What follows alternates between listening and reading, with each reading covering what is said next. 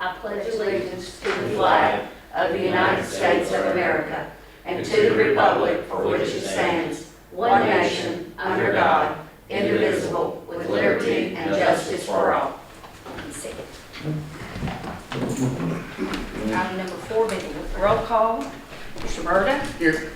Mr. Story? Here. Ms. Burkhart? Here. Mr. Timmons? Here. I second. Everyone present. Item number 5 is the approval of the minutes. And in your packet, is there any discussion or any corrections on them?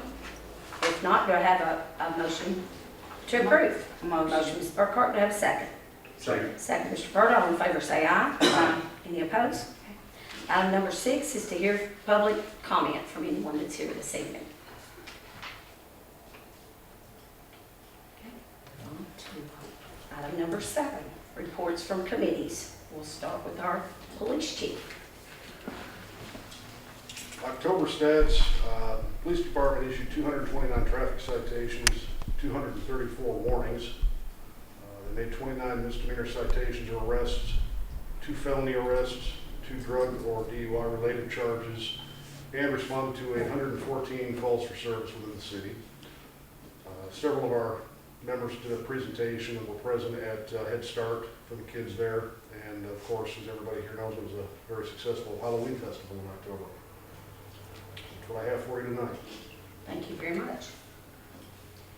Hear from our fire captain.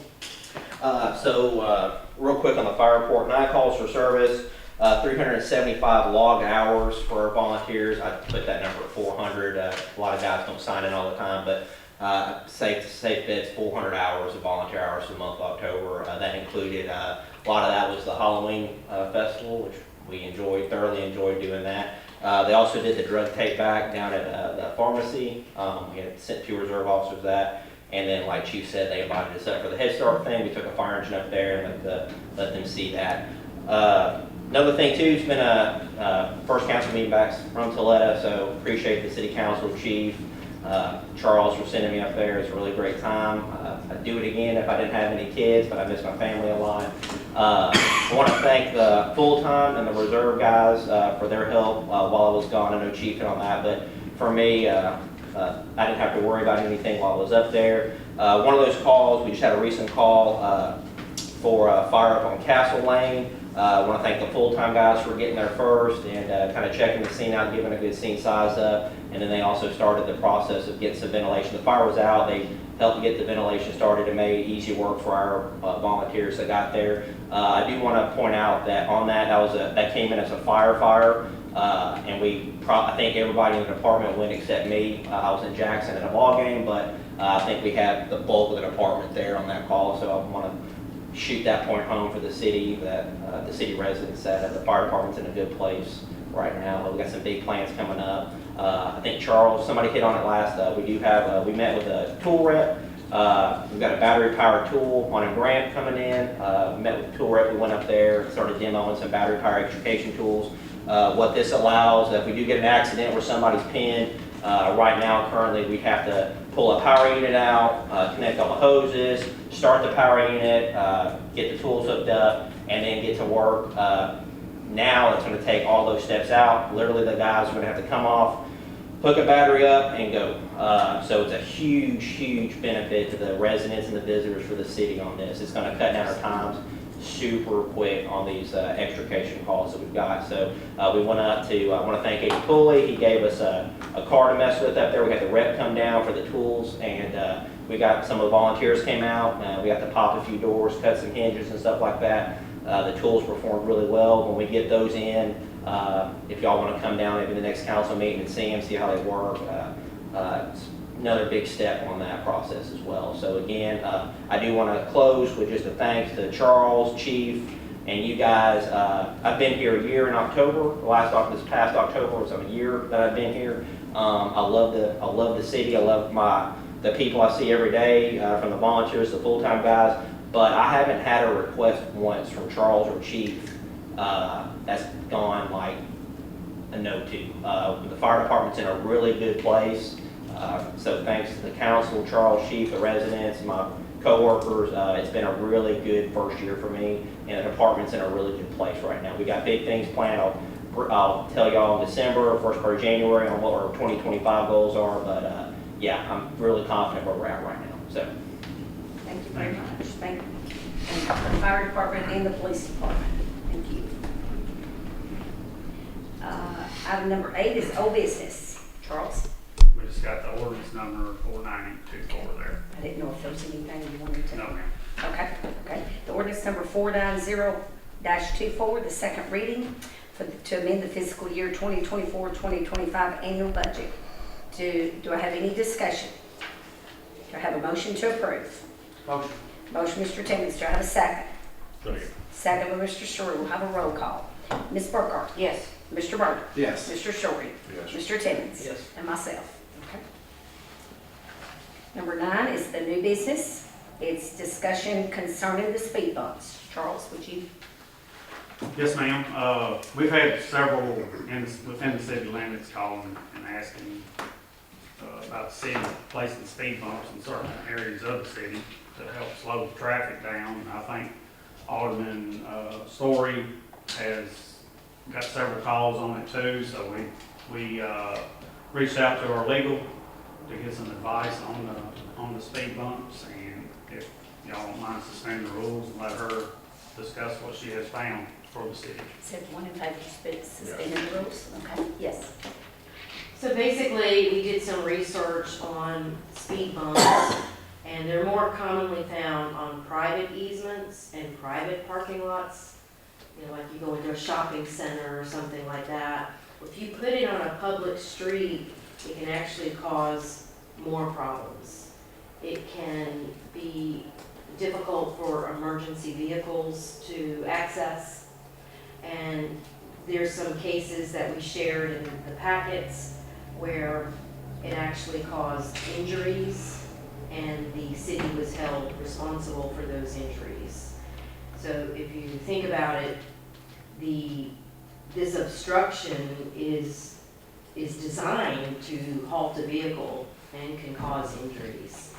So I think that the information that was provided in the packets allowed everybody the opportunity to learn more about speed bumps and whether or not it is appropriate for public travel, general public travel. And considering in these cases quoted where the cities were held liable, not only for a driver, but even a pedestrian, where there was, where the street had an excavation.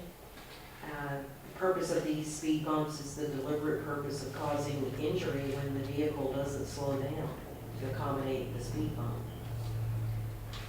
So it may not be as easy as was suspected that you can just install a speed bump and the problem goes away. There's a lot of considerations, especially for emergency vehicles such as ambulance, law enforcement, and so forth. So that's just a brief summary. Thank you. So even with signs, any type of warning, make them purple and white or whatever, it's still gonna be a liability to the city. Warning signs would have to be there to warn people that they were there. I mean, I read the case law where a Yes. sign was there. For that reason, a Tennessee city would have to install warning signage so that people were aware that they're in place. But I don't know that, you know, what is the comparison, and I don't have those studies in front of me, but when they put in a traffic light, you know, there's lots of studies made before they put a light in. Right. Now, I understand there was one wreck in the city park. Does that warrant the speed bump that might cause someone else an injury? Well, I mean, and the reason I bring this up because I was at my house when I heard the wreck happen and went down there pretty, after the wreck occurred. And the vehicle was going extremely too fast for the posted speed limit. And I'm in the park quite often, and we have older people riding golf carts. We have people riding side-by-sides. We have people from that neighborhood back there behind us walking their dog or exercising. And that's when I brought it up to Charles that, you know, we really need to be looking at speed bumps, even on Colston Road, Backdoor Drive, and the park. And I mean, there's got to be some way we can get the message out to slow the people down, because I don't want anybody to get hurt walking their dog or on a side-by-side or driving a golf cart down through there, because I'm down there a lot on mine. So, I mean, and reading the case law, I mean, I was excited about getting speed bumps, think we could solve it pretty simply, but when I started reading the case law, I mean, to me, we can't create a problem trying to solve a problem. And the bad thing about it is it's going to have to get back to enforcement to get down there and start, getting more of a presence. And then our guys are kind of thin, they can't stay down there all the time. But I mean, we're going to have to come up with some type of solution and get this figured out due to a safety concern of mine and several people in that area. Because I mean, where that car, the speed it was going and where it flipped, that is a heavy area of someone being there at that present time, either on foot or in a side-by-side or golf cart. So I mean, I guess the speed bump can't happen because it's going to be too much of a liability for the city. Maybe if we do an invert, we dig out the road. What about a speed forward? But even like with the speeding, what you were saying, if just say per se that we could even do the speed bumps, that's not correcting the vandalism that's No, happening down there that's not too. it. So we've got a lot of problems, we've got a lot of things, solutions that we need to come up with as well. And my thing is, I know the signs, and what came to my mind was, when you were saying fire, ambulance, police, let's just say we had a sign and it would be legal, we could do. How would that slow them down getting to a person that needed help, So, I don't know, but. Whatever happened with the discussion on the caution light coming out of Colson Road on the Spring Street?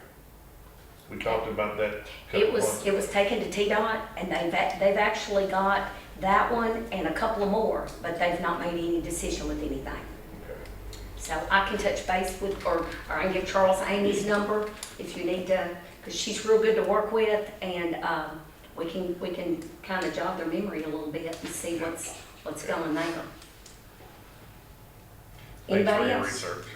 Thank you. Not a good answer, but Yeah, you not can't what get you it. wanted to hear, perhaps. You gotta try. Until you try, you don't know. Okay, anybody else? Okay, item number 10 is communications from the mayor. I'd like to say, first of all, I'd like to thank everybody for the Halloween. As Jonathan said, it was a big success. I'd like to thank all of our veterans. Very thankful, very patriotic, and I thank everybody for everything they do, but I thank God for our freedom, and I thank God for all of the ones that have put their lives on hold to serve our country. But there's also one thing that I would like to do at this time from the communications. It seems that there's some questions and some things being said in the community that maybe can be cleared up, and I'd like to take a few minutes to read a statement that I actually wrote this afternoon. And Ms. Swan, if I need to suspend the rules and you add or take away, I would be I would like to do that. But I'd like to read something, and it concerns the Amazon that's coming in that versus our storage buildings from a few years ago. A couple years ago, there was possible storage building construction to be added to our city limits. The BZA was presented, and as always, Jeff, ourselves, we contacted Brian and Amanda through GNRC, where we requested comparison to cities our size. It was presented to the city, and the decision was made by the BZA. We sent it to council. The council sent it back to the BZA, where there were no decisions to be made. Therefore, nothing was pursued. The beginning of this year, Amazon brought to the BZA to open a distribution center where all requirements were met. As any businesses has to meet, they met the requirements as well. The only thing, the similarity of our Amazon building, our business, looked like a storage unit, which maybe caused some confusion. The regulations of Amazon is no more or no less as our U.S. Postal or any other business in our town.